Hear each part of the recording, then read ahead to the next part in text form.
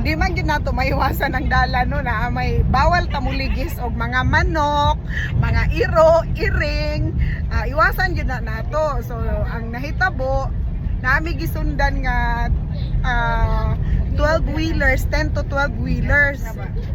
Dayon bigla sila ning break, nagsunod mi sa ilaha gadagan.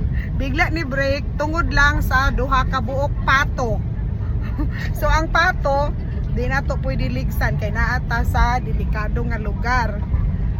Ang lugar sa Lanao del Norte, Iro. Itoy.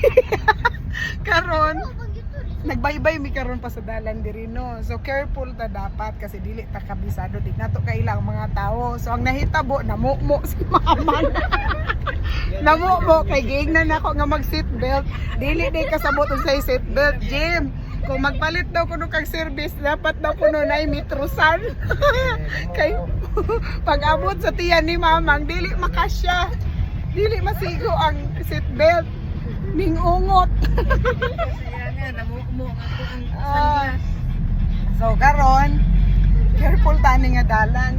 Dili ta magpasulabi og kuan kay syempre no kaning mga dalana gud sa panahon karon ampingan gud nato kay dili ta kaila sa mga tao diri. Di pud ta taga diri, di pud sila kaila nato. So parihog ano na imong seatbelt man asa kapapang kay kasog magpreno ta bigla kasi mig preno kay ang among gisundan Trulis mo to. dako kayong kuan sakina, dako kayong 10 to 12 wheelers to siya, then bakal ang kuan sus gamay lang gyud ang distansya ana ra gyud gamay lang gyud para mumo tabuyag lang ni brake kasi may preno mi kay ni preno man pud siya bigla nya naay duha lang day kapato ang hinungdan so mura tuno. So thank you for watching and lesson learned, di ba?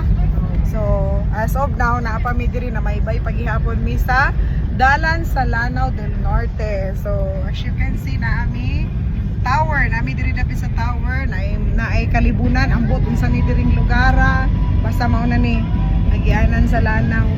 So dili kita kumpiyansa kay para ano nangihi sa daplin sa truck.